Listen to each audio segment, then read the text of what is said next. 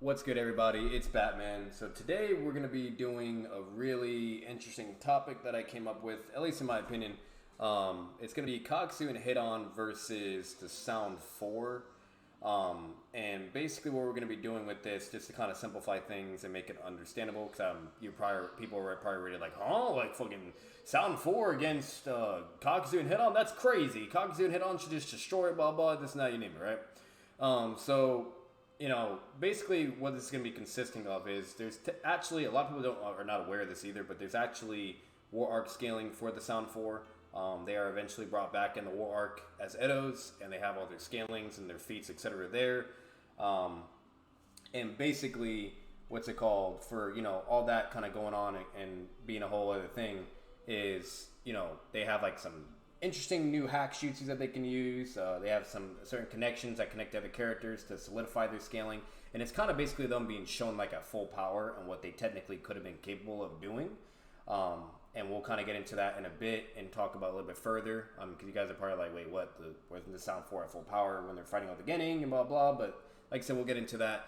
So we have all that, regardless if you accept the anime scaling, or if you want to basically, accept anything animated related, or the war arc and all that blah blah. Because I do know that people like to be like only manga only, blah blah, etc. And you could argue either side. You can argue whether the anime should be considered as for evidence or canon, blah blah. You name it. The canonicity is always questionable between the two audiences. I'm gonna appeal for both, so which is why this video will be with equal stats or all around scaling, so also including the anime. And which therefore would grant, the Sound for the war arc feats, etc. You name it. So that's basically what this video is going to be consisting of. And I also have Ken. He's going to be joining us along with this video as well. If you want to introduce yourself, Ken, and you have any thoughts to tackle along, you're more than welcome to. Hello, everybody. Ken Rock here. You've all heard from me enough. This is one where I had brought it up in one of Bat's last streams. I just randomly brought up because the Sound 4 surprisingly have a lot of feats, feats hacks and all that, which would surprisingly allow them to help fight someone like HIDAN and KAKUZU in ways that most people usually wouldn't think about. But I'm getting ahead of myself. We'll save some of that for later. Yeah, absolutely. So we're going to be tackling this. The first two people we're going to be discussing will obviously be KAKUZU and HIDAN. This is going to be the easiest and most simple way to kind of go about it. First, Sound 4 a lot more tedious to kind of get into, more longer. So basically, when it comes to KAKUZU and HIDAN, as we know, they're not really introduced until we see them, kind of coming out to go hunt, Naruto and shit with the village. They also they hunt the Two Tails first. And so the first feats we even see remotely with them is kind of going out to hunt the Two Tails. They have like a whole interaction and everything. And basically, once they get, next to the Two Tails and whatnot, like HIDAN kind of antagonizes her. She gets really pissed off. KAKUZU's like, why would you do that? You know what I mean? That's like reckless, and he's getting concerned because of the person going immediately to a full transformation. Obviously, it's a lot more easier to fight the Jinchuriki and base than them going full tail beast transformation. So he would have every reason to kind of be concerned and worried. And the moment, she starts attacking in her two-tail beast form, KAKUZU is able to react, which is impressive. He is able to react to the speed of the Two Tails. Basically, when it comes to that certain incident, it's with basically KAKUZU and HIDAN interacting with the Two Tails. Now, KAKUZU able to react, really impressive. He basically reacts and blocks like the palm strike, but when he blocks the palm strike, he immediately gets like slammed into the ground. He's like already dealt with and out of the fight. HIDAN has to immediately like retreat and kind of back up and kind of basically get behind a wall and hide and try to like strategize on what to do with the whole situation.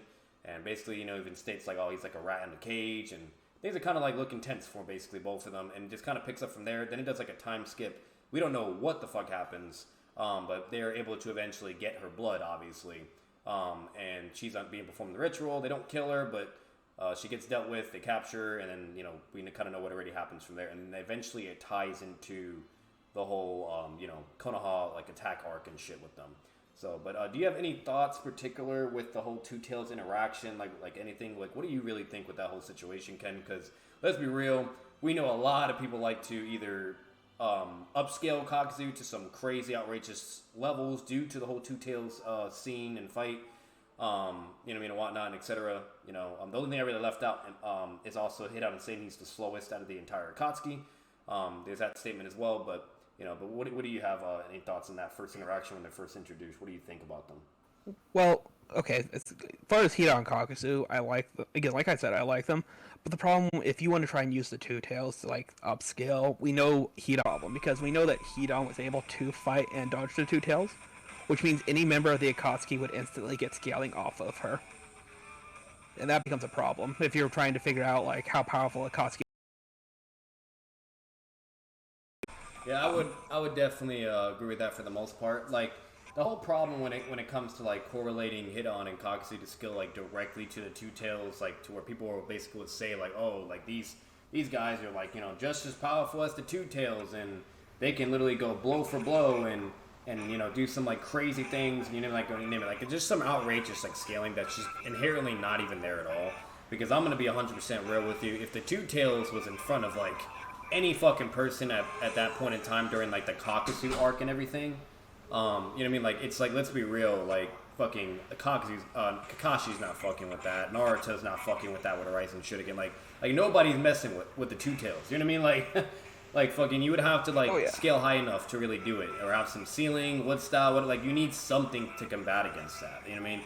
Like, Datara would actually probably be the only person I could maybe believe that could be able to pull off something, because he was able to like work with Obito.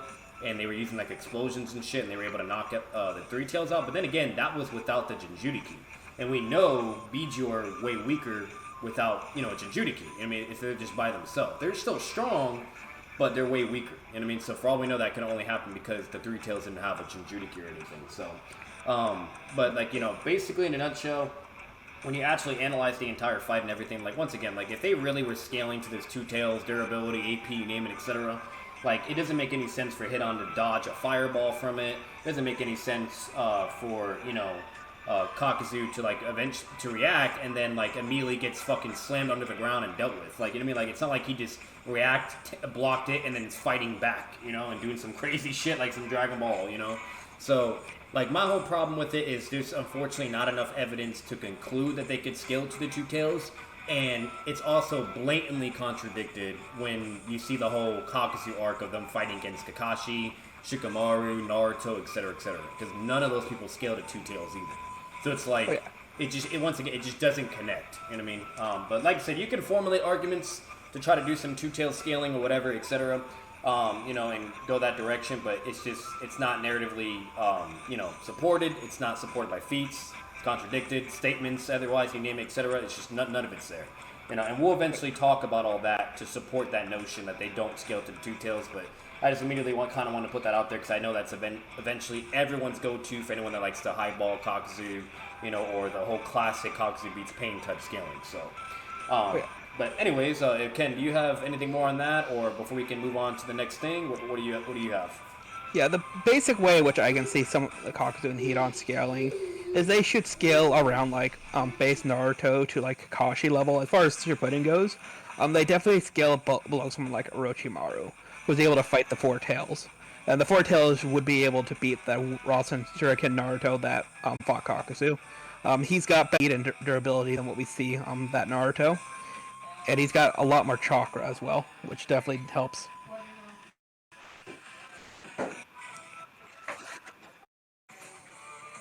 Yeah, absolutely. I definitely do feel what you're saying. So, and that's another thing you guys got to realize too. You know, like I said, we're gonna talk more further on KAKUZU and Hidan, but like that's a perfect thing you brought up. You know what I mean?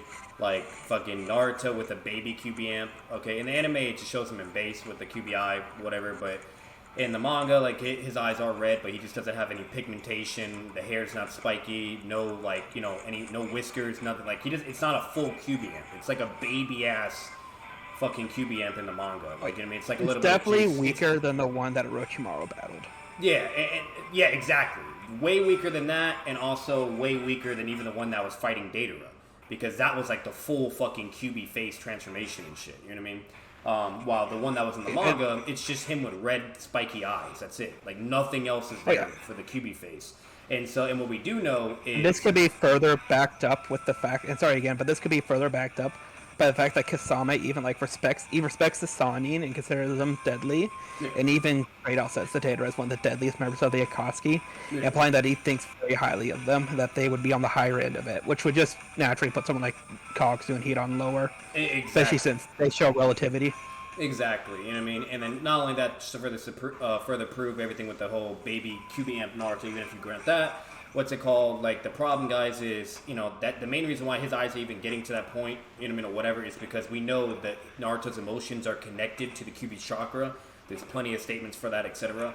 And to where, like, whenever Naruto's feeling riled up or angry or whatever, some type of, you know, intense emotion, the chakra can leak out. Jiraiya literally explains that. Or if it's like a life and death, it'll leak out. Things like that, etc. Or if he gets severely injured, it will also come through. So that's just how the QB chakra interacts with him. And over time, it gets weaker and weaker. It also, you know, with the seal and stuff. So, like, you know, when it comes to the whole, you know, QB chakra, that's the main reason why that would even be how it's being shown. And we know that's the case because Naruto promises Yamato to not use the QB's power ever again after the whole Four Tails fight with Orochimaru, etc. And that he would only swear to use his power alone. So if Naruto's vowing to not use the QB power and, you know, chakra and state anymore, you know what I mean, and he has like a look of whatever, that's just an accidental, like, you know, emotion type, like, you know, visual future, basically. It's kind of similar with Nagato, when he had the Sage Mode and QB eye thing. He didn't obviously mean to do that, but because he was so emotional and riled up, it had that whole look and everything. You know, even though he's, at that point, he still swore to not use the QB's chakra, you know. yeah. We also know that when Naruto generally gets exhausted and all that, and he starts running low on chakra, the Nine Tails chakra has a thing of leaking out and all that. When he goes to Sama Gambuta the first time, he tries to use so much chakra that the Nine Tails chakra just naturally gets used. And at that point in Naruto's training, we know that, if I remember correctly, he had used the chakra clones to get, like, what, 3 years worth of training in? Yeah. So he was clearly exhausted, so it wouldn't be too far of a stretch to say, we know that when he gets exhausted, the Nine Tails chakra comes out. So that also could have been happening as well, on top of being really angry, having just confronted Asuma's killers. So yeah, so basically, you know, for the most part, that's, you know, the first introduction we have, and there you go. So now, the next thing that ties into with KAKUZU and HIDAN is when they start appearing in Konoha. And so there's something I do really want to kind of, like, address with you guys before we even tackle the whole, like, you know, events that happen while they're in Konoha. A lot of people always try to say that, like, KAKUZU is, like, vastly more powerful than HIDAN, to where, like, he could just fucking instantly dog him or whatever, or, like, some crazy shit. And I'm referring to their base-to-base forms, by the way. I'm not talking about whenever he has, like, his whole tentacle transformation. I do think that form would shit on HIDAN. But whenever it comes to base-to-base, they actually have fought in the anime. And when they first interacted with each other, HIDAN was able to take one of KAKUZU's hearts. They were both able to react to each other. He was able to get KAKUZU's blood and basically, you know, do some damage and attack KAKUZU and take one of his hearts. And then they're like, KAKUZU's like, I'm going to kill you. HIDAN's like, no, you can't. And then they're about to continue. And then that's when the fight gets interrupted and stopped by the other Akatsuki member that was watching. So you have that interaction comparing the two. And then you also have further interaction in the manga and in the anime, where KAKUZU's constantly saying, I'm gonna fucking kill you, whatever, and HIDAN's always saying, no, you can't, whatever. Kind of saying that, like, if you try to fight, you know what I mean, like, I'm gonna give you a run for your money, basically, or you can't really kill me, whatever. And then that's kind of, like, further established with them base to base, because there's a moment where they HIDAN, like, is antagonizing KAKUZU, and KAKUZU gives a reaction, goes to attack HIDAN, and then basically when HIDAN goes, when KAKUZU goes to attack him with diamond armor, HIDAN just blocks that shit with his fucking scythe. And he's like, oh, I got to. You know what I mean? So you have all that evidence and everything as well. And a lot of people kind of just forget about that stuff. You know, but the indications and the feats and everything are there. So when it comes to them base to base, I do believe they're on a similar level. You know, and that's just what you kind of have. Obviously, KAKUZU can have an advantage in comparison to HIDAN because of his tentacle stuff. But in base to base, they're basically on an even ground. That's just basically from what I've seen overall. Even like their interactions with Asuma's team and even against Kakashi and Shikamaru, they're both performing basically the same level. You know what I mean? Like very relative, you name it. And before I move on any further, what do you think on that, Ken? Because a lot of people actually don't agree with that, and they just think like KAKUZU, even in base, just completely destroys HIDAN. Okay, so realistically, I do think base to base, Kakuzu probably would destroy Hidan, Mm-hmm. but it's not because I don't think he necessarily outskills him. Yeah. I think, like you were saying earlier, I think those tentacles give him like a ridiculous advantage, Exactly. which allows him to attack Hidan from like multiple angles and all that. Exactly. We do know that Hidan does state that Kakuzu can't kill him though, which we know that Kakuzu is smart. It's not like the hardest plan to be like, just remove his head and I'll be done with him. So that would mean that Hidan, when the two do come with the blows, he's able to protect the parts which would make him vulnerable. So at the very least, he can at least fight him. He'd lose to a fight pretty badly against him, but they can fight each other. Exactly. So there should be some relativity. Exactly, and that's all I'm saying, guys. Like, I'm not over here saying, oh, like, Hidan fucking beats Kakuzu or whatever in some type of crazy shit. Basically, all I'm really saying is the fact that when it comes to the Hidan and Kakuzu, like, they have plenty of feats, and you name it, to prove that they're very relative to each other, etc.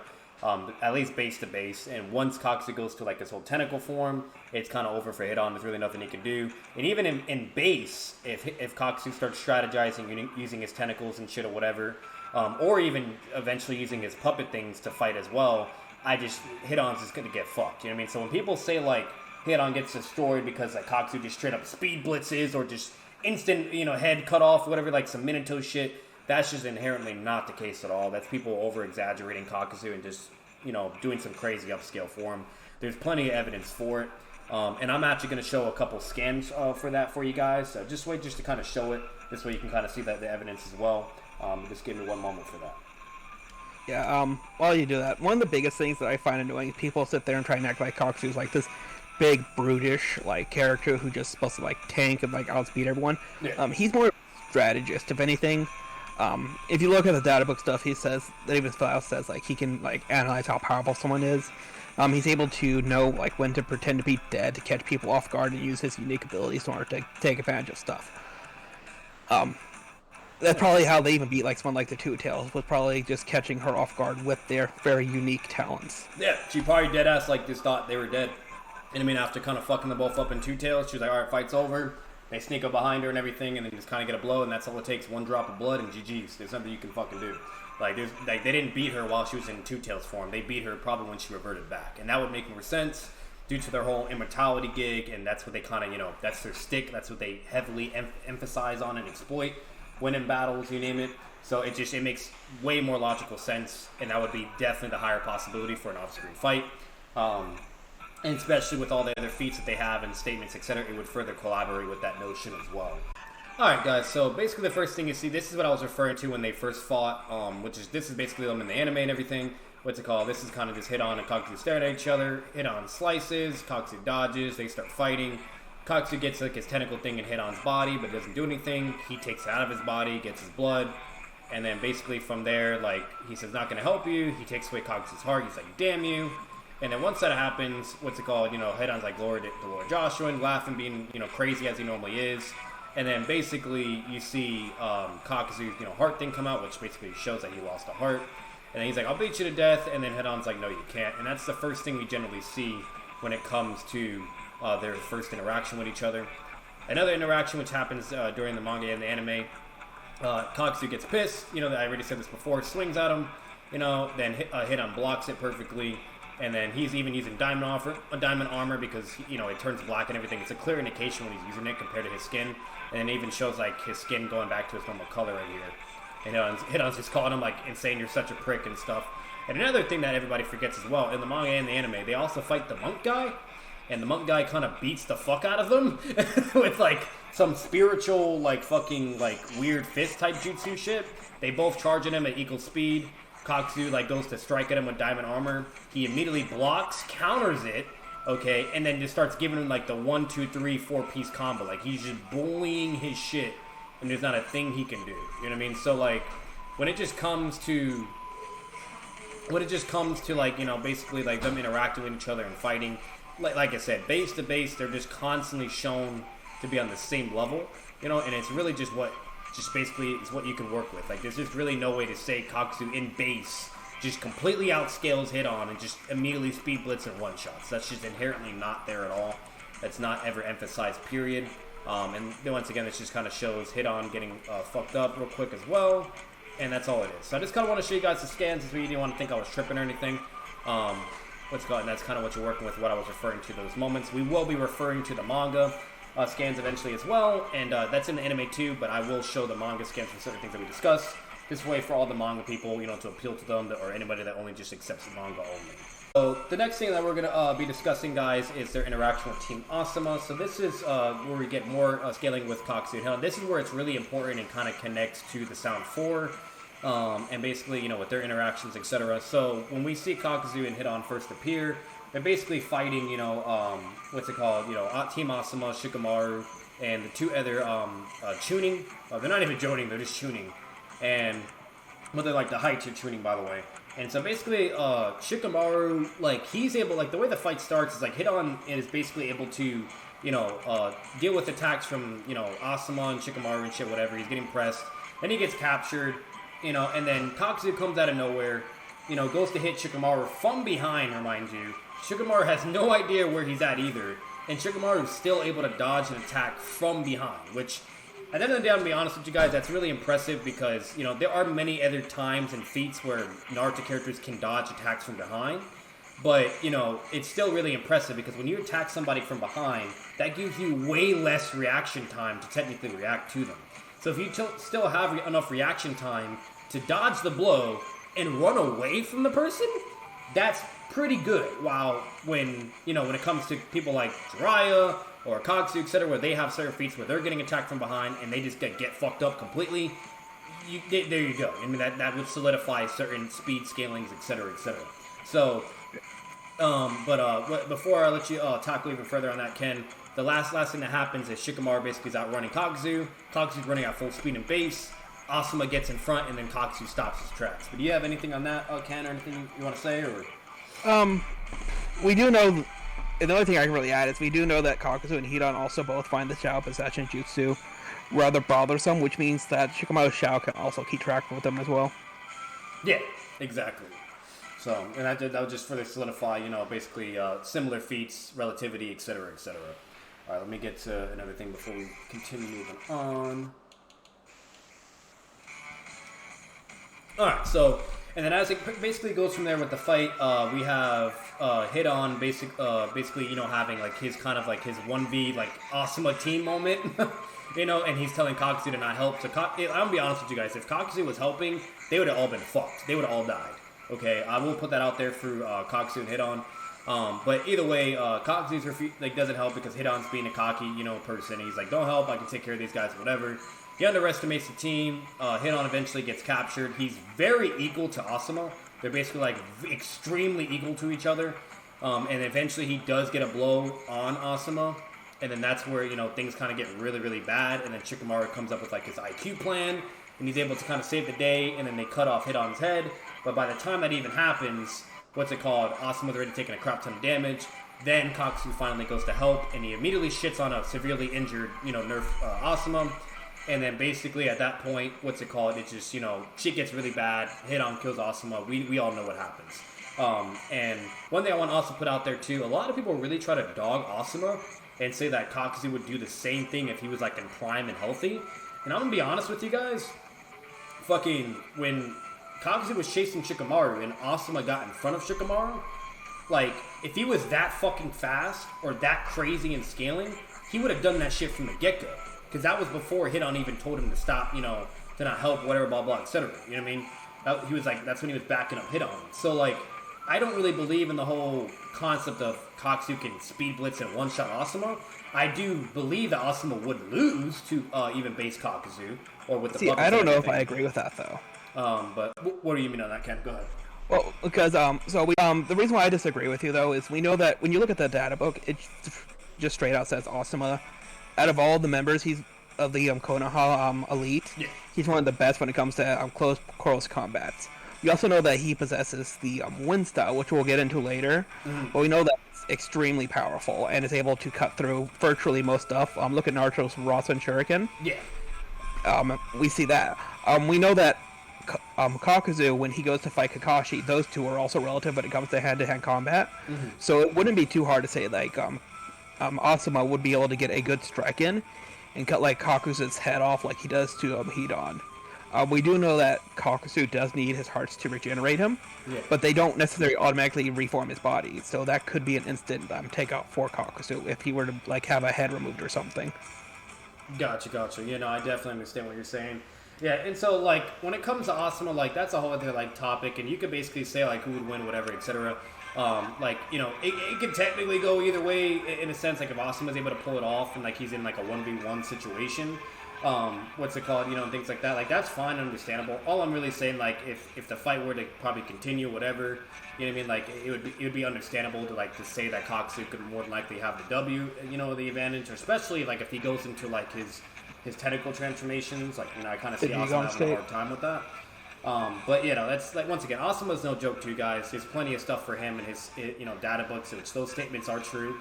And, like, he even has, like, taijutsu that's also remotely, like, similar to Kakashi, and things like that, you know, and so he's pretty impressive. But, like, one thing I will put out there for Asuma, like, there is a statement for KAKUZU and HIDAN too to kind of help them out, to where he does say that you know, like these guys are stronger than me, blah blah. You know what I mean? Like we got to be on like our fucking A game, otherwise we're gonna die and lose. You know. And so when he says stronger, a lot of people like to try to exaggerate and downplay Asuma and be like, oh, therefore like they would just immediately speed blitz or fuck him up. That's not the case. It's just clear amount of evidence and feats that he could be able to, you know, fight both of them, you know, or kind of keep them in their tracks and give them a run for the money. But what he's basically saying is like in that situation with two of them being there and they're both being strong and on a similar level, and not really knowing anything about their abilities either, that they're at a severe disadvantage. You know what I mean? Like, and things can be problematic, especially with HIDAN being immortal, etc., and you name it. So, like, it's just a very stressful situation. And so, basically, what's mainly being applied when Asuma makes that statement, for anyone that wants to mention that, is he's clearly stressed, he's clearly worried. They're two big threats. They're on similar levels to each other, and obviously, instead of having to deal with just one and deal with two people at the same time, is a lot more harder, you know. So that's kind of what you have with that. I don't necessarily think it would mean that base KAKUZU, or obviously even HIDAN, which is blatantly shown as well, is not speed blitzing and killing Asuma. I mean, so I'm pretty sure you can agree with that, Ken. Oh yeah, another thing we have to keep in mind is they weren't trying to kill the Akatsuki members really within that fight, because they weren't bringing them back for to interrogate them. Yeah. So yeah, that. All right, and then one thing I also want to tag along with what Ken was kind of saying directly to the Asuma thing. So people are not really getting like out of control with him talking about Asuma in that nature. Is when it comes to the wind nature, you know, this is something stated by Kakashi verbatim, and he's explaining like the wind nature for chakra to Naruto. He literally says verbatim that the chakra nature is like unrivaled in battle power, and it's able to cut, tear, and sever anything and everything in its path, etc. You know, and that's a pretty hell of a statement. You know what I mean? And that's, you know, it's pretty supported as well. Like, you kind of see what it's utilized as, and even the Rising Shuriken does, like, crazy, absolute damage to KAKUZU and fucks him up. You know, so, like, if KAKUZU's over here getting hit by a fucking Asuma blade with his wind nature chakra, like, you're not going to tell me that he's just straight up tanking that shit. Like, if the man can get hurt by kunines, by the Chuning's blades, and also have to protect himself from paper bombs and go immediately and harden his body with diamond armor and shit, like, he's not tanking a fucking Asuma blade. You know, like, so if it hits his head's getting cut off. If it hits his body, whatever, he's getting cut open or whatever, you name it. It's as simple as that, you know. And then like Asuma even does like, even shows Naruto like some like examples of that where he throws like his kunai and everything, and that shit like goes through a fucking tree and goes through a fucking rock, and then like he said, not only did it go through the tree, it even pierced that massive boulder and whatnot. And he's like, I actually held back because it's dangerous.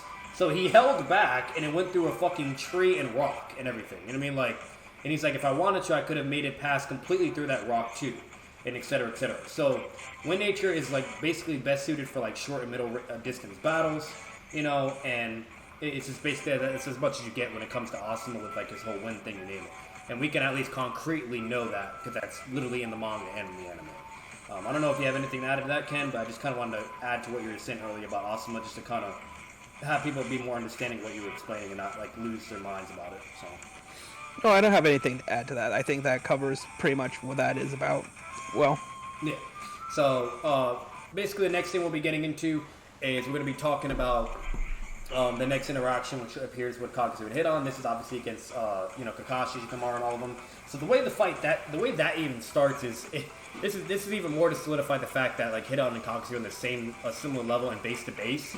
Is they start fighting Shikamaru. It's a 1v2. So Shikamaru has no backup at this point, okay? And a lot of people like to downplay Shikamaru as well and be like, oh, like, you know, if Kakashi did everything and blah, blah, and Shikamaru wouldn't have been able to do nothing, and he's just fodder, and that's just blatantly not fucking true. Some people even go as far, aka somebody like Noodles, where they'll be like, oh, Shikamaru is KCM1 speed as well, or he's just really fast, and that's why, which that's not the case at all either. But anyways, what's it called? So Shikamaru first deals with both of them. He's pressing both of them with their shadows, throwing, you know, kunais, forcing them to dodge, doing paper bomb explosions. Kakuzu's even forced to do diamond armor to tank it.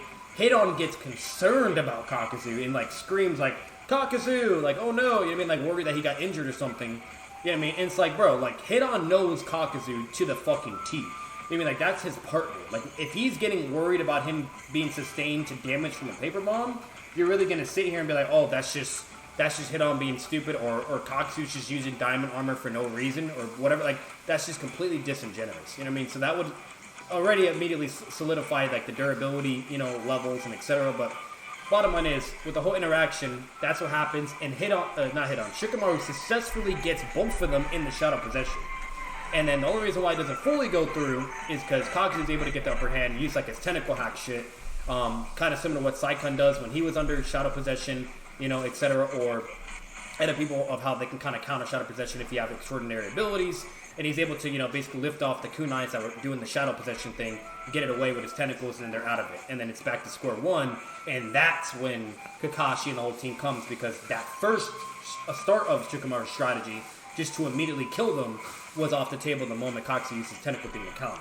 But that is impressive on Shikamaru's part, and I think that's really important to acknowledge, because that just goes to show that they clearly have similar scaling to Shikamaru. And remind you, this is when they're at full power. So there's no fatigue bullshit, there's no nerf bullshit. Full power Kakuzu and Hidan, and they're basically on equal ground with Shikamaru. And it's a 1v2. What do you think about that, guy? Well, it's actually even worse than that, because, again, like I said before, they actually at that point in time had already known, like, the capabilities of the shadow possession. It's actually why Kakuzu does what he does. It's because he knows the counter to it. Yeah. Had he not known to do that, it's very likely that they both would have been stopped, and then whatever needed to be done would have been done. Kashi could have came in, Raikiri'd 4 or 5 times. Cut Hidan's head off, yeah. There's just nothing they would have been able to do. So, like, the fact that the battle could have been already over from the moment Shikamaru is getting involved, like, that just immediately goes to show, like, you know what I mean? Like, come on. You know what I mean? Like, Kakuzu and Hidan, they're not fucking god tier shit, you know, ninja. You know what I mean? Some crazy Two Tails level fucking, you know, brawlers and shit, you know? So, it's just not inherently there. And that's before Shikamaru knows anything about Kakuzu's abilities as well. Literally, yeah. That's the only reason why his plan didn't work, because that's the crazy thing. If, like, and I'm pretty sure you can agree with this, Ken. If Shikamaru knew about Kakuzu's abilities, like all of it, he would have put that into consideration, and he would have probably had a strategy or a way to where he couldn't have even used his tentacles to counter some bullshit, you know, whatever. Yeah, just have, or probably immediately Kakashi like have, Kamui from a distance or something. Exactly. Like have Kakashi either do a Kamui or Raikiri right when he gets them, because he knows that'll be the only way to counter. And we know damn well Shikamaru would do that, because he's super fucking intelligent, you know. And Shikamaru also admits verbatim that he wasn't aware that he could do that with his ability, you know, blah, blah. And then Kakuzu even taunts him. He's like, yeah, you thought you had us, you know what I mean, whatever. So if Shikamaru had the full fucking prep knowledge, they would have lost right there and then. And that's sad. By Shikamaru, okay? So I just kind of want to put that out there. But the next thing we'll get into, obviously that doesn't work fully. Kakashi has to get involved. We see the whole thing. Now, regardless however you guys feel when it comes to the manga and anime, like I already said before, to appeal for everybody, for the manga people only, or everyone that accepts anime as well, etc. Okay, I'll talk about both briefly, but, you know, in the anime, basically, it shows all details, shows Kakashi being able to deal with Hidan and Kakuzu, basically to a fucking incredible degree. Like, it's absolutely crazy. He immediately speed blitzes Kakuzu first from behind. And I'm going to be honest with you, a lot of people say, oh, well, you know, it was an off-guard moment, you know, or Kakuzu, like, that's why he couldn't react, whatever. That's the only reason why he got hit, blah, blah, yada, yada, yada. The only thing I will say on Kakuzu getting tagged by the Raikiri, yes, we do know Kakashi can move at a pretty fast speed with the Raikiri, but it's not like a god-tier fucking Raikiri amp speed type of thing, you know what I mean? Like, it's kind of similar with the whole Shidori with Sasuke and the tuning exams. Like, it makes him fast, don't get me wrong, you know. But like it's not nowhere near to like some fucking Minato type shit or whatever, some crazy absurd stuff where you just can't dodge. That's just inherently not true at all. And to further back this up, like I said, we have Shikamaru dodging attacks from behind. We have the Sound 4 dodging attacks from behind. Okay, we have so many Naruto characters that can dodge attacks from behind and have no idea somebody is coming up from behind, and they're able to detect them like last minute and then react accordingly. So the way I see that whole scene is KAKUZU getting tagged from behind from a full speed Raikiri Kakashi. He just doesn't have enough reaction speed to react if he's getting attacked from behind. But if Kakashi's in front of him, Shikamaru could react from someone behind them. Yeah, exactly. You know what I mean? That's what I'm saying. So that would further solidify the fact that KAKUZU just, if somebody is attacking him from behind, he doesn't have enough reaction speed with people around that caliber. It's just blatantly shown. You can't argue against that. You can't make up an excuse or off guard or whatever. That's just not the case. And we know that's the case because when we see Kakashi do the Raikiri, okay, and KAKUZU gets back up, okay, and he gets in front of him, he's able to react and kick him through fucking trees and shit. You know what I mean? So like that's just how it goes. If somebody's in front of KAKUZU or HIDAN within that scaling and ballpark, you know, they can react all day, whatever, and do the best they can. But if they're able to get behind or create like a diversion, aka Naruto twice, they're fucked. They just do not have enough reaction speed. And we'll eventually get into the whole Naruto stuff. But before I continue on, what do you have to add to that, Ken? And what do you think on that overall? Well, I mean, for the most part, I would have to agree with you. And we can even further back this up with the fact that later on, Kakashi's able to perform something similar by getting in front of KAKUZU's attacks in order to block them with Raikiri as well from a further distance than what KAKUZU was able to kick him as well. Exactly. We also know that the two, when they go hand to hand, KAKUZU fails to kill him multiple times while in hand-to-hand combat and has to like pin him down to the ground with his tendrils just to give that opportunity. Exactly. You know, so it's just basically as simple as that, guys. You know, like it or not, I don't care. I know I hear people like probably yelling or bitching or whatever you name it, but that's just simply the facts. You gotta have common sense to be logical and objectively analyze things properly. But basically the fight continues on. Kakashi's able to deal with both of them to a really good degree. They're both performing really well against each other. But the fact that he's basically backpacking the fight and doing a 2v1 is extremely impressive because not only is he fighting HIDAN and KAKUZU, but he's also fighting the puppets at the same time as well and dealing with all of that and not getting hit once until he eventually is like forced to do substitution jutsu, you know, and then, you know, when and HIDAN's doing like the kamikaze fucking combo attacks with KAKUZU, you know, and shit, you know what I mean? So like that's really impressive, and that would just solidify the fact that they're obviously similar in scaling to that Kakashi. And that's shown in the manga and in the anime. So, you know, whether you guys like it or not of what I just discussed so far. The only thing that's anime different is Kakashi gets a little bit more screen time to go like blow for blow with KAKUZU and Taijutsu, which is also very impressive because that either furthermore solidifies the fact that they're clearly in a similar level to each other, base to base, you know, and everything. And basically Kakashi does the Lotus on him, forces him to do a water clone. Okay, KAKUZU gets upper advantage at a certain point, you know, gets a couple blows, and he gets back up and they're fighting, whatever. So it's basically a back and forth thing. It's as simple as that. And that's kind of what you're working with overall, you know, and that's the very general consensus of it. And then eventually, you know, Kakashi's even able to react with 2 Raikiris against his, like, lightning darkness thing and whatnot. You know, he's able to deal with that and protect everybody. Shikamaru also, this is anime only. In the manga, he does have other instances, but in the anime, he's also able to react a little bit more to KAKUZU and does like a water ninjutsu puddle, just lightning style, and like electrocutes KAKUZU with that shit. So like, you know, take it as ever you guys want, but at the end of the day, you know, there's plenty of manga, you know, feats and evidence that we've already discussed beforehand that would just connect to what I'm discussing in the anime, whether you like it or not. But even if you don't want to accept the anime, like I said, manga, all that stuff is in there as well. And that's just basically what you're working with. But do you have anything to add on that, Ken, or no?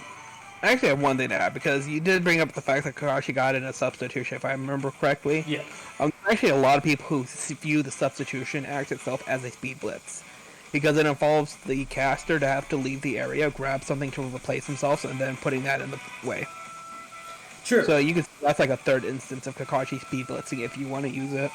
And that is true, because with the definition of the substitution, guys, is basically what it is it's literally a ninja going like at their full speed and replacing something with it So meaning Kakashi was able to move fast enough to basically replace, Wood, basically, to be looked at as if it was him getting hit to kind of either create an opportunity or just get out of that situation. It's kind of similar to a body flicker, but it's a body flicker with deception, if that makes sense. And I'll even show that scan for you guys as well. This way you can kind of see what I'm referring to and talk. So here, guys, as you can see with the scan directly, so basically what it says, in the third article in the first scroll of ninjutsu, you act with speed and skill to swap places with one of the plants, animals, or people in the landscape. Part of the technique is to make it look as though you've been struck, and in the interval, strike back. Okay, that is so-called elite shinobi trading places with one of Naruto's, doppelgangers. Kakashi also does it on Naruto, and he also does a wood substitution on Sasuke when he throws a shuriken at him during the beginning of Naruto. But when he was attacked, not only did he create an optical illusion, but he uses Naruto's actual attack against him, etc., things like that. So that's basically all it is really consisting of, guys. And, for the most part, it's basically as simple as that. So for anybody that wants to sit out here and be like, oh, bullshit, or that sounds stupid, technically that is. If you can be able to substitute, okay, and basically, survive and everything, that would technically be a speed blitz, Because once again, if you're not able to substitute, okay, that means you couldn't use your max speed to get out of the situation or use deception, basically. And therefore, the other person would just shut that shit down and you would still get attacked or fucked up, you know what I mean? So that's just basically how that would work. Right, it's actually part of the reason we don't even see the substitution that much as well. Exactly. it's only used to like a certain amount of degree. Like Kakashi does it a lot. That's like an in-character thing. But then again, it's Kakashi, and 9 out of 10 times he could just scale high enough to, to be able to perform substitution, So, what's it called? It seems to be something the Uchiha use a lot, and you could argue that's because they have the Sharingan, so it's easier for them to mess with people. Mine's anyway. And, Hidan gets separated. Shikamaru is able to have a 1v1, deal with him again, get him all the way away. You guys know everything that already happens. It goes down with Shikamaru and Hidan. Shikamaru is also able to cut Hidan's throat. And make him bleed and everything. And another thing I also want to bring up as well, Hidan also tanks Kakuzu's wind style ninjutsu. As crazy as that sounds, but he gets hit by an anime and the manga, and his body parts don't fly anywhere, like he's not bleeding, nothing. And I'm going to be honest with you, I'm pretty sure it makes more sense to believe that a wind style ninjutsu would be more stronger than a fucking normal blade, okay? And the fact that the wind style ninjutsu didn't do anything to Hidan, okay, like, that just either goes to show that Kakuzu's ninjutsu is really freaking bad, with the wind style at least, bare minimum, okay? Or, like, it's just maybe an inconsistency, I don't know, but I just kind of want to put that out there for you guys for shits and giggles. Ken, if you have any thoughts on that too, with durability for Hidan and whatnot, like, by all means, but for the most part, Hidan's durability is just like to normal shit. The blades, you name it, etc. The only thing he really ever tanked was like the wind style attack from Kakuzu, but for all we know, that could just be Kakuzu's ninjutsu being trash. I don't know. So, what do you think? You could argue that Kakuzu's wind style jutsu isn't necessarily designed for cutting. We also know that it also is a can be used to like overwhelm crushing power as well.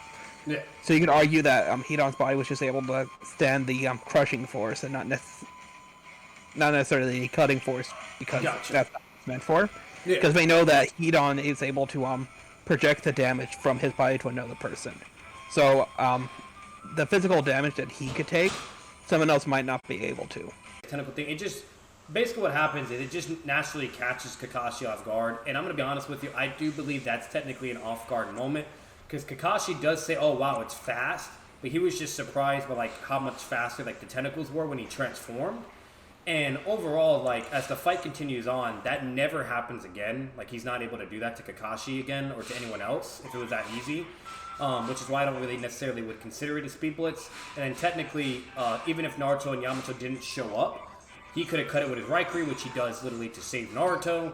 He also could have just calmly, the flames, and then, cut the tentacles off with it. Like, he had many ways to deal with it. Like, that wasn't just like an instant, oh, Kakashi's now dead type moment. And I wanted to kind of put that out there too, because a lot of people actually like try to downplay Kakashi or be like, oh, he would have died right there and then.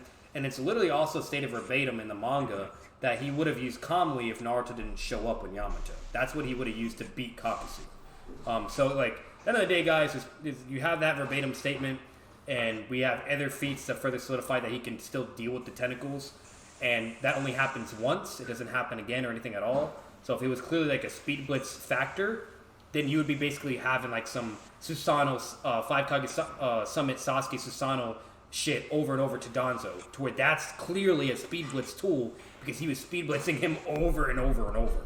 You get what I'm saying? It's just that's just basically how it works. So basically, as it goes through, the other thing I left off beforehand as well is Shikamaru was also able to outsmart KAKUZU and HIDAN completely as well. A lot of people forget about this, but he was able to take away 2 of KAKUZU's hearts technically due to his plan. The second time he does it is literally like when he gets the blood from HIDAN, puts it on his like cheek to make HIDAN think it's his blood. HIDAN kills himself, it kills KAKUZU, and there you go. You know what I mean? And so basically what you're working with from there is, a lot of people try to say that KAKUZU outsmarted Shikamaru, or he was way vastly smarter or some crazy shit. This AKA Noodles has also made those statements, and that's just not the case at all. Like, this guy literally outsmarts both of them in the beginning. He outsmarts them like throughout the whole fight eventually. Kakashi roasts him for it, okay? And then basically, just kind of goes from there and just makes it even harder for KAKUZU to do good in the fight and you name it, etc. So I just kind of want to put that out there too. A lot of people try to really, really like exaggerate KAKUZU's intelligence. He is a very smart shinobi, but just to sit here and say that he outsmarted Shikamaru several times or he's smarter than Shikamaru, that's just weird to me, But what's your thoughts on that, Ken? I do think KAKUZU is one of the most intelligent one of the more intelligent people in the first. Yeah. To say he's the most intelligent, I think is a bit of a stretch. Yeah. Again, the only reason why he outdoes Shikamaru is because he had intel that Shikamaru just didn't have. Like, he had more intel on Shikamaru than Shikamaru did on him. So, realistically, he's within the same ballpark as Shikamaru, but Shikamaru's, like, nowhere near as smart as, like, Orochimaru, Itachi, Obito, realistically, or even, like, Pain. Exactly. So, and it's basically what you have, what's it called? And that's what you're really working with for the most part. Now, another thing that I was basically going to get into for you guys, there is one moment that I left out because I don't want anyone to like bitch or complain and be like, oh, we're just doing KAKUZU dirty or some crap. KAKUZU does eventually get the upper advantage on Kakashi as well, where like they're basically fighting, filling each other out, and he's able to like hide behind a tree and like attack Kakashi from behind. Kind of similar to what Kakashi does to him with Raikuri. It's the same thing. All it basically shows is that Kakashi just didn't have enough like reaction speed at that particular moment.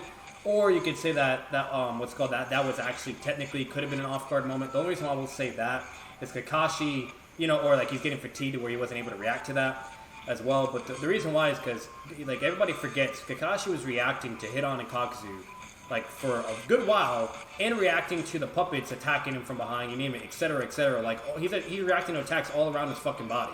So like for him to not do it at one particular moment, you know what I mean? I don't really feel that was necessarily a speed blitz. That was just KAKUZU kind of being there at the right time and moment, using his tentacles, grabs him, gets him to the ground, and then he's like, oh, I'm about to kill you, whatever. And then that's when he loses his heart once, HIDAN stabs himself. But what do you have to think on that, though? I think, realistically, you could say that scales the tentacles, if anything. Mm-hmm. I don't necessarily know if KAKUZU's base speed scales around that area. Yeah. So, and that's fair, too, because technically, if we're being honest, like, we see, like, that like at that particular moment, like, the tentacles kind of, get him or whatever. Even though it's from behind, whatnot. Now, like I said, the only really defense you can get for Kakashi is either he's getting tired because he's using the Sharingan and fighting for a good bit, or it's just obviously an off-guard moment, or it was as simple as like, like basically he just got speed blitz. So those are the only 3 scenarios you can have. If you want to defend Kakashi to a degree and not accept it as a speed blitz, then you could say, oh, well, KAKUZU is never able to do it again. You know what I mean? And there you go. Like, normally if you have speed blitz something, you should do it consistently over and over, and that should be a huge problem, once again, with the whole Sasuke, him using his Susanoo and constant speed blitzing Danzo. So, But yeah, I'll just kind of put that out there for the most part. But then we get to the whole Yamato and Naruto interaction. This is really important as well, guys. So, with Naruto basically pulling up, Yamato and Naruto able to react to KAKUZU's ninjutsu while he's in his form. Okay, they basically appear. Naruto does like his shadow clones. He does like, I think it was like 2 or 3. Correct me if I'm wrong, Ken. And he's able to create an opening and get behind KAKUZU. And literally would have landed a Rising Shuriken the first time, but it fizzled because it was like an incomplete jutsu at the time. He was been training his ass off. He's fatigued, whatever.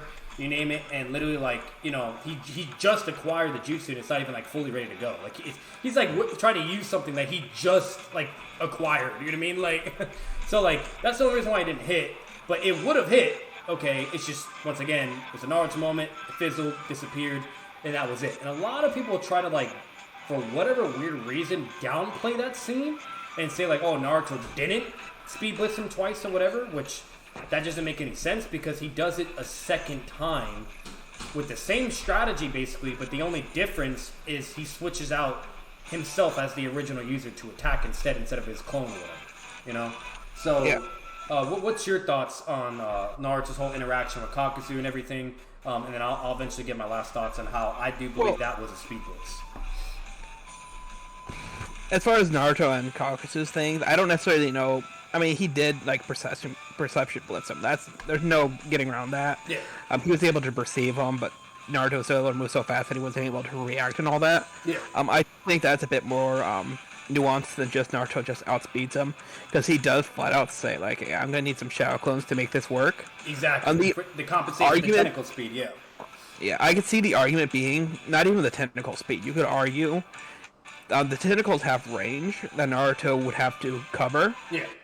And that even if they two have relativity, Naruto would have to still bypass boxer analogy. One person has longer arms, so the other person would have to get in closer. Even if the two are relative, they're going to have to find some way to get around the distance between their arm length. Yeah.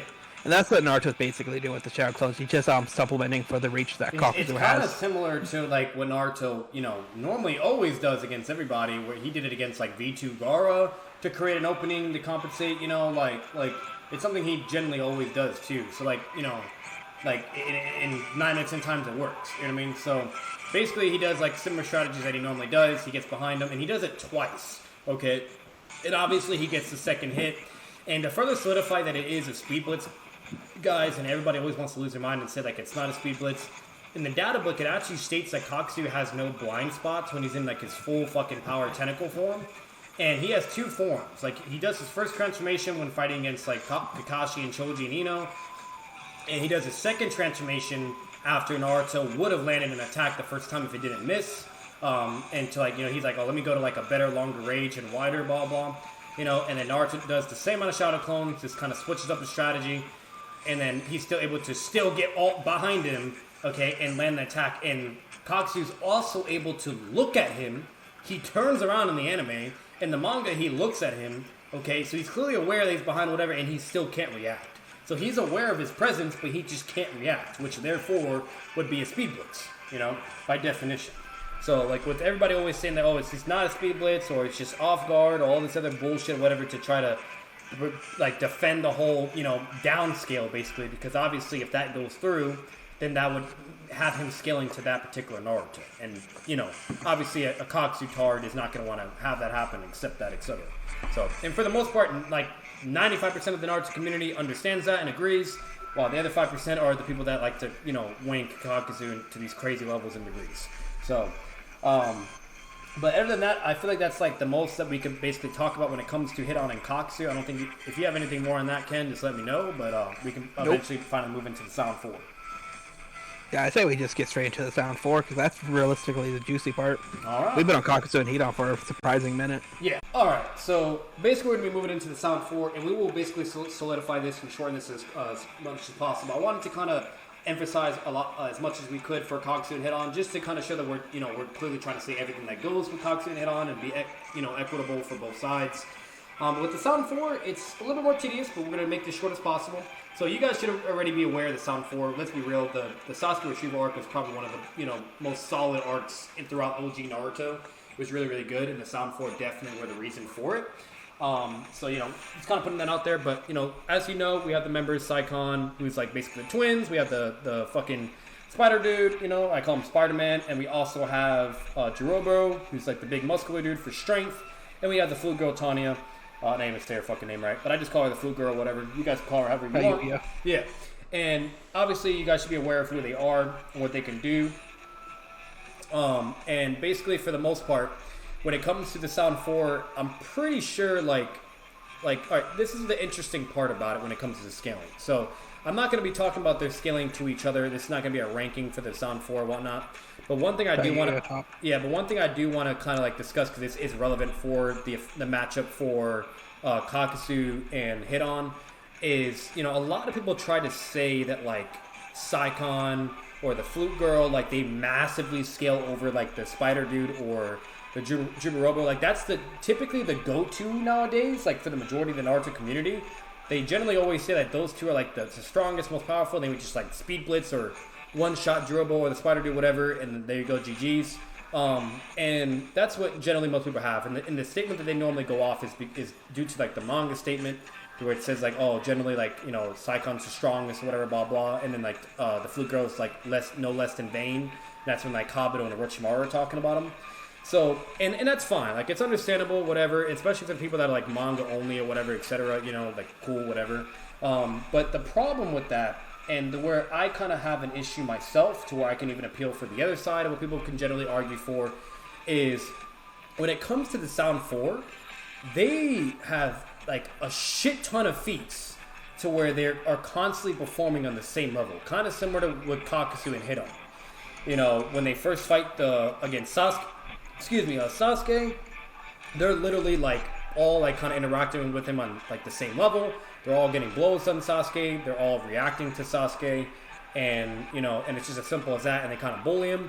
And then when it gets into the whole, you know, trying to get Sasuke to a Orochimaru event, they're literally like, it first starts off with Jirobo, and Jirobo is able to like kind of bully like the elite Genin squad while they're all together to a degree. He bullies Kiba and Naruto, and then deals with Choji as well. And then like eventually they all just leave, and Choji's like, I'll fight him or whatever, and it goes from there with the fight. So you have that, and then you have the Spider Dude, where he's like, he does even better than Jirobo, where he fights actually the entire team, and like is literally able to immediately immobilize all of them due to his webbing hacks. And then basically like fucking, if it wasn't for Neji having like the Gentle Fist Kryptonite counter, they would all been fucked. And then he's like the only one that can kind of deal with him. They all leave. You guys know how it goes. And the Spider Dude says like Neji's like the strongest of the group, blah blah. You can take it however you want. We're not ranking the Genin or anything in this video, but bottom line is that's kind of what you have with that. And as it goes further on, then you have Saikon and the Flute Girl like fighting against Naruto, Shikamaru, reacting, etc., whatever. And Saikon's also able to grab Naruto's Rasengan, which that is impressive though. What's it called? And the reason why is because like Sasuke, like in Final Valley and everything, he's like forced to like clash against the Rasengan. He can't just grab his arm. Like it's like when Itachi grabs Sasuke's Chidori. That's literally what Saikon does to Naruto's Rasengan. He pulls like an Itachi moment. Okay, so like you know, they're clearly really fucking strong and have like crazy feats and whatnot. But basically what I'm going with all this is they all interact with the Konoha Elite Genin while they're also nerfed and fatigued. Just want to put that out there, but we'll talk about that in a bit. Okay, what's it called? They all do it on a similar level, you know. So before I continue on, what are your thoughts on that, Ken? Do you think like Saikon, the Flute Girl, is massively fucking scales over the other Sound 4 members where they speed blitz one shot, or do you think they would probably either win due to like their abilities, you know, etc.? Like just kind of like, what's your thoughts overall on that? Oh, abilities, definitely. So the problem with at least with Jirobo is he's very close on combat. Yeah, he has hands on his opponent. Exactly. Tayuya and the long range fighter, the spider guy. Yeah, they're very long range to like mid range. They do. They also have ways. They can do close range, but they just excel at long range. So. And then you get Sakon and Yukon. One, that's a 2-on-1 fight. Yeah. But even if it ends up being a thing where that's a problem, they could just fuse with his body. Yeah. And take him out from the inside. So I think it's more of a matter of, I think Jirobo is the bottom tier of it. Yeah. But I think that's more because the others out hacks him. They're a good counter to him. Exactly. So like once again, guys, like you know, if you really analyze everything in the anime and the manga, like there's tons of feats where they're all in a similar ballpark. You know, when they also fight the two Konoha Jonin. Now, mind you, these are not high-tier Jonin. It's not like they're fighting against Kakashi or Guy. They would, you know, whatnot. But they're fighting against low-tier Jonin. Whether you consider them mid or low, that's regardless not the point. But when they're at full power, they fight against two Jonin. Okay, so we know their Jonin level, bare minimum. Okay, and the only reason why they were able to win against those Jonin, at least what's stated in Naruto, is those two Jonin were already extremely fatigued and were very low on chakra. They state that verbatim. So not only did they have the handicap of being fatigued and no chakra, which obviously goes a long way compared to your full power and being not full power. What's it called? When they go to fight, they're basically all on equal ground. They perform the same. They lose. And they were also forced to go CM2. And they did a 2v1 situation. So the Jonin, we're fighting a 1v2 separately. You know what I mean? Which is, whatever. So the bottom line is what we're saying is we're not saying these Sound 4 can scale to high tier Jonin or anything like that or whatever. They're kind of in the ballpark of low to mid. With their abilities, it can kind of make them a threat to contest probably even with a high tier Jonin, whatever. But bottom line is that's the main reason why they even win that fight to begin with. And it kind of just goes from there, and that's what you're working with. And other than that, when it goes on further into the whole elite Genin and whatnot, that's why they're technically struggling with Genin level people to a degree and whatnot, because they're already fatigued and tired. It literally shows them trying to rest with Sasuke, and that's when the Genin originally start fighting them. You know what I mean? And that's when Jirobo's the first one to kind of deal whatever. So when you have all that and everything, there's plenty of implications, plenty of evidence that the Sound 4 are not at full power when they're fighting the Konoha Elite Genin, and so to, in my opinion, to downplay them and say they're getting level is just outrageous to me. I think that's really crazy. They clearly do scale to Jonin level, similar to KAKUZU and HIDAN, where they also scale to Jonin level. Okay, we clearly see that with Shikamaru, who's a Jonin in Shippuden. We clearly see that with Kakashi, who's been a Jonin forever. Okay, so that's kind of what you're working with, and that's basically as simple as that. What are your thoughts on that, Ken? Do you agree that they're clearly Jonin level, or or what do you feel? Because a lot of people, everybody, which is so crazy, but a lot of people think they're Genin level, and I don't understand that. Oh yeah, because Neji Hyuga, the prodigy, who's touted to be one of the smartest people around at that point in time, he's just Genin level. Yeah. So. Because one of the big problems, they lose to Genin, but if we look at the situation, technically Tayuya doesn't lose to a Genin. She loses to she loses to a Chunin, not a Genin. Yeah. I don't know why I couldn't remember the exams. Yeah. Actually, she beats Shikamaru. She beats him. Yeah, she beats him. She only lost because Tamari came in last minute and just one-shot her. Yeah. Oh yeah, but if you look at the that's the thing that people forgets. The rankings are given out based off more than just power. Yeah. Look at when he gets Sage mode and all that. He's still Genin. Yeah. So you have to look at more than just ranking. The people who they fight, not only are they tired, like you said, but they fight Shikamaru, who's one of the smartest characters that we had seen throughout the entire series. And the smartest, and also this is another thing, the smartest character technically on the Sound form, just putting this out there. The Flute Girl, she's comparable in a way, but it's literally stated verbatim that the Spider Dude is technically the smartest, he's the actual strategist. And even the Spider Dude's so you're the smartest of the group. He says that to Shikamaru, complimenting him, and saying okay, so you're the smarty guy, whatever, blah, blah. So there's all those statements where those are the smart people in the group. And that's another thing that was kind of gave Shikamaru more advantage against the Flute Girl, where she's smart, but not on the level of the Spider guy and Shikamaru, So, that Spider Dude was doing, fucking crazy mathematical equations, fucking, doing all this crazy strategizing against Neji, you name it. That man was a fucking monster when it came to, trying to deal with him and counter, his close combat abilities, etc., while he's, fatigued and weakened. So. Oh, yeah. And, the other people, I know a lot of people don't like Choji, but Choji isn't exactly the worst character. Yeah. Especially when you look at him with, his pills and all that. Yeah, exactly. He's still be able to get, hundreds of times stronger and all that. Yep. And so, overall, therefore, guys, basically what we're saying so far is, you can't really use, the whole arc, the true Sasuke as, downplays or anti-feats or whatever for the scaling. It's just blatantly not the case. You get, they literally fight against two Jonin, and yes, I do understand the Jonin were fatigued, and chakra, and that's the main reason why they probably lost the fight. Well, I don't think those Jonin would, beat, Red Pill Choji, unironically. Yeah. What's it called? But, I don't know how you feel about that, though. What's it called? That's a whole other thing, but that's fair. I understand people. It's not nothing crazy out of this world. Some people would think Choji, even with Red Pill, is not Jonin level.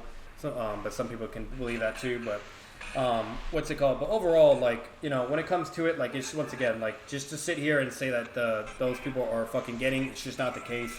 And not only that, there's also further statements to where, like, they're literally Orochimaru's bodyguards, like, the ones responsible to protect him with ceiling barriers, fucking, you know, like, all kinds of shit. You know what I mean? Like, they literally, like, talk shit to Sasuke in a way. They're like, oh, you don't trust us? Like, are you stupid? Like, we're literally the ones hired to protect Orochimaru out of all fucking people, you know? So... Oh, yeah. That is technically Orochimaru's elite guard. Yeah, literally. You know what I mean? So, like, it's just really weird to say that they're fucking getting level. That's just not the case whatsoever. But anyways, we can move on from that whole thing and, you know, kind of move forward from there. And another thing, before I do move on from this entirely, actually, I almost forgot.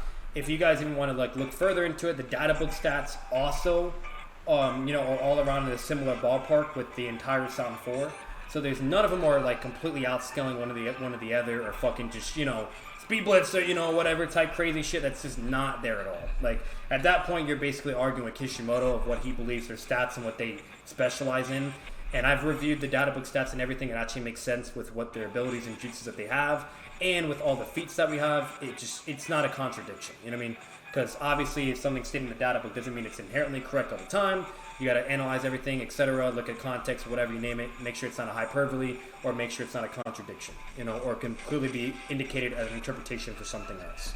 So, this is anime only, by the way. So, like I said, I don't care about anybody that's only manga only, or for anybody that gets upset because we're talking about the anime or anything.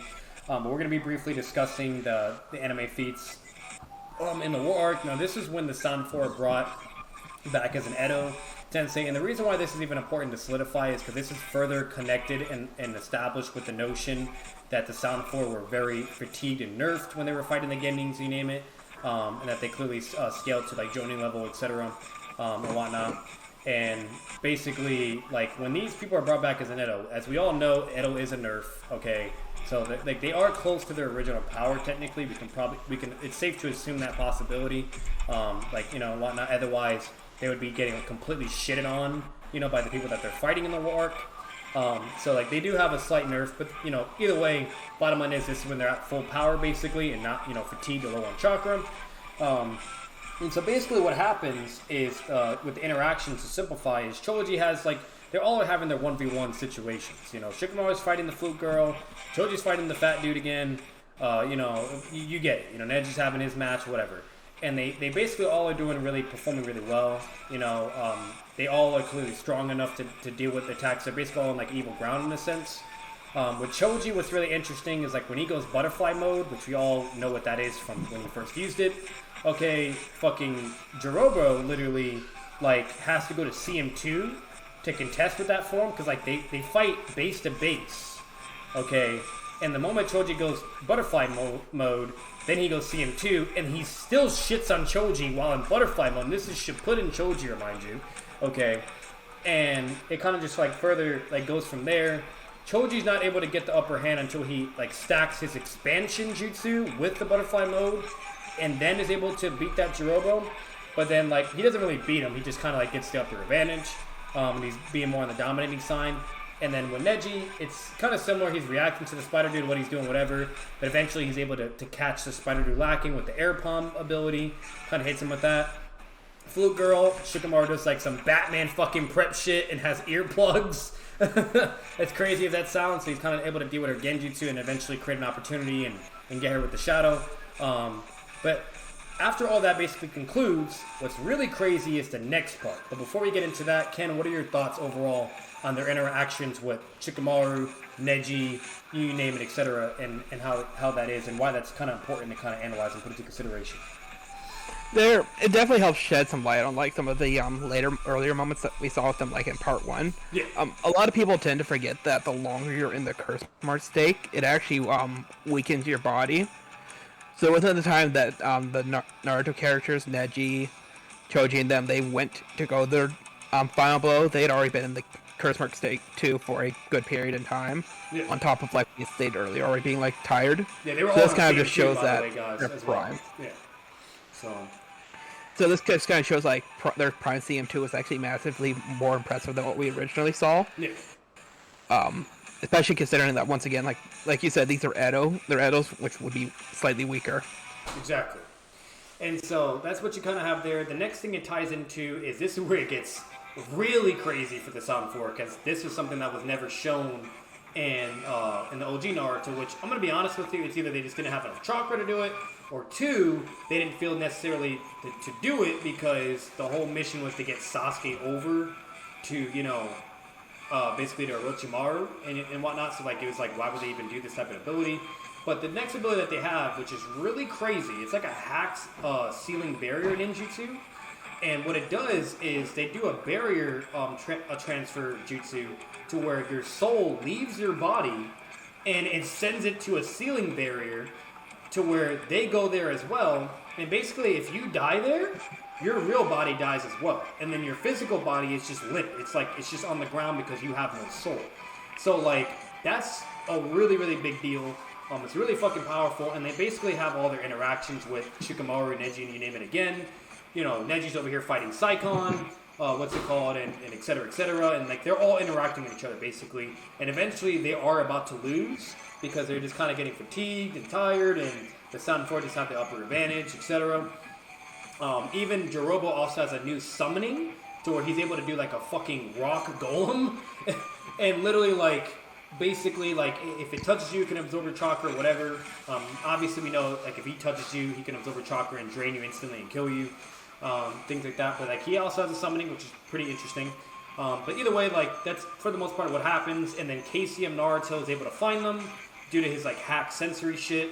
Okay, and then basically like he can't even break the barrier with a Rising Dawn. He has to use a massive Rising Shuriken in order to fucking basically like deal with the barrier and make a hole and break it, which is really freaking crazy. Because we're talking about KCM Naruto, and it is a shadow clone, so I will say that. I'm not going to only be a rat or whatever, be like, oh, it's the original or whatever type shit. But it's a fucking shadow clone that's still really impressive, and overall, like, that's just crazy about, like, how durable the fucking barrier is either way, And that's really important because, obviously, if you don't have enough AP or anything to break through the fucking barrier, you can't get out, And you're kind of just stuck there or whatever. And that's basically what you're working with, so... and like I said, mind you, like, that was a massive Rising Shuriken KCM Naruto. So, but what do you have on that, Ken? Or what are your thoughts as well with that, if you have anything to add? Well, so the only thing I can really say is the barrier jutsu, I'm pretty sure that's something that they learn as an Edo. I think it's something that Kabuto allows them to do. So I don't think it's a jutsu that they have earlier on. Okay. It is definitely an interesting one, because realistically you could argue that it would nullify most forms of durability, or even like immortality. Like in this scenario, Hidan wouldn't be immortal since his body wouldn't be the thing that's getting damaged, it'd be his actual soul. Exactly. So what's it called? So either way, whether if you grant them the ability, whether they're alive, you know what I mean, like we can talk about that briefly and put that into consideration. If it's Edo only, we can have a brief discussion with that as well. What's it called? But anyways, but that's basically for the most part what we can discuss between the Sound 4 and KAKUZU and HIDAN. I know it took a bit, but I really wanted to just kind of solidify the scaling between the individuals that are going against each other. And now we're just going to kind of make it short and sweet and basically get to business of who would actually win when it comes to the fight.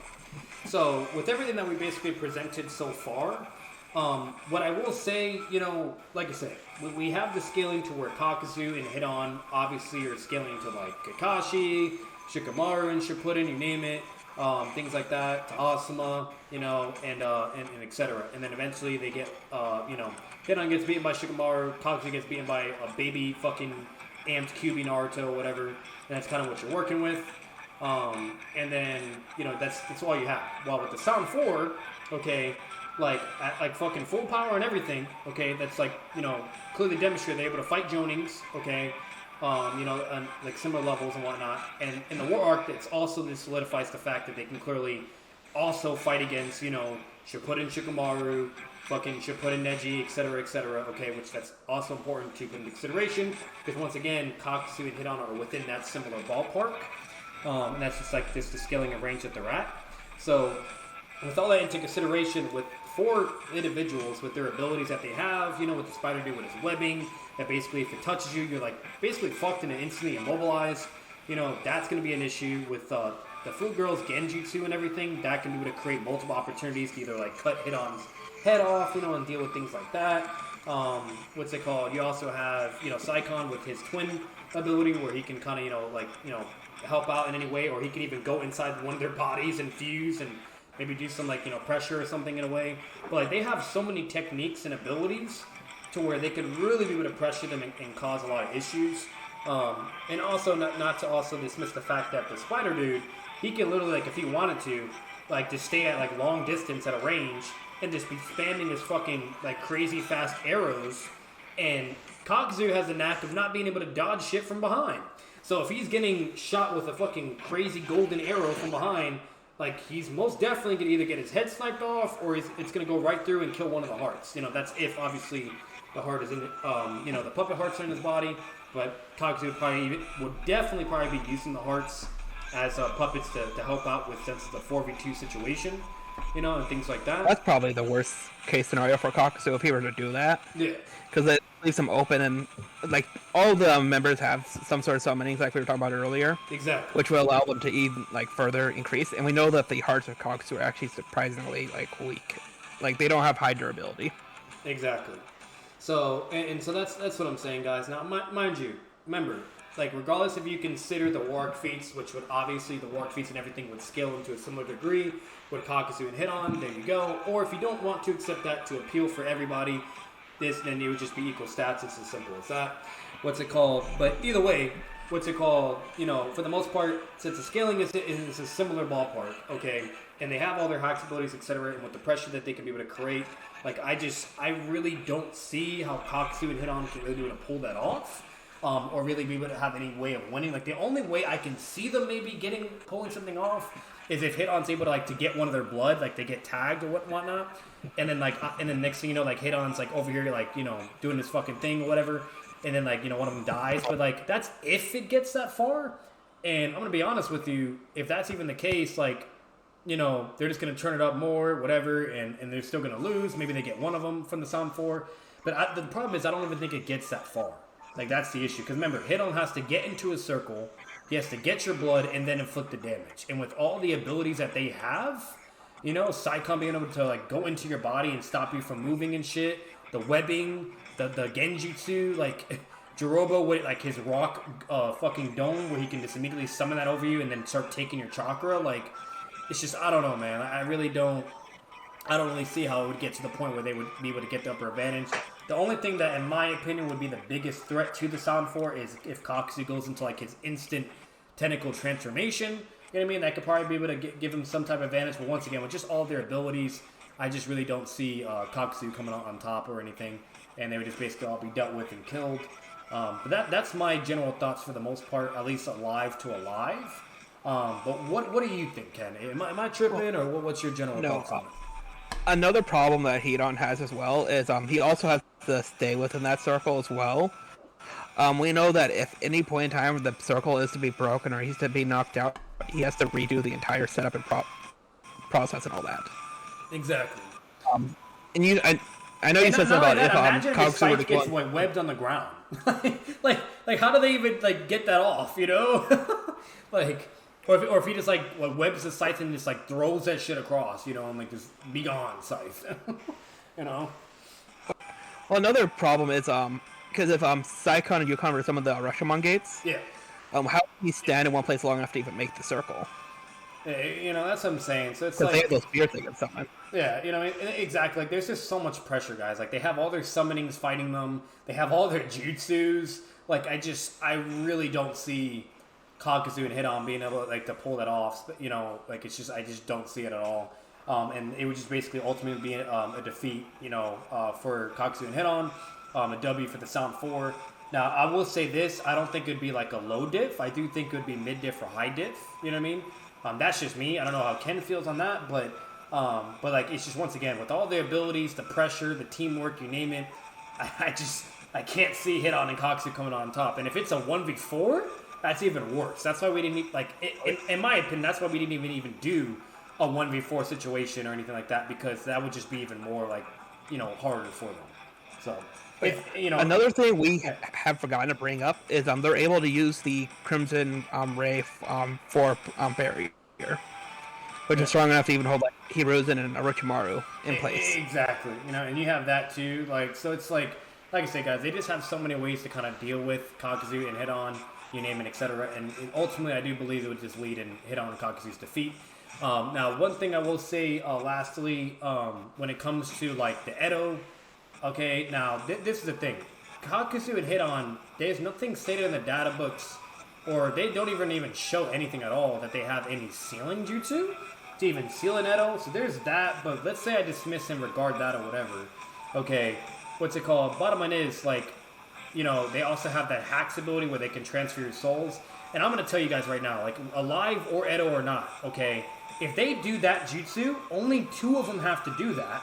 And then guess what? Kakuzu and Hidan's body drops on the ground, and now they're vulnerable to the other 2 that can just attack them. And what do they do? You know what I mean? Like, they're just fucked, Well, I mean, technically, they wouldn't even have to attack them. Because if it's Edo to Edo, and they were to do that, then the 2 would technically be sealed into another world where they'd have to fight forever. And that too, yeah, because I don't think they have any sealing jutsus, but, like, I'm just saying, like, if it was alive to Edo or whatever, then, you know what I mean? Like that's kind of even worse for Hidan and Kakuzu.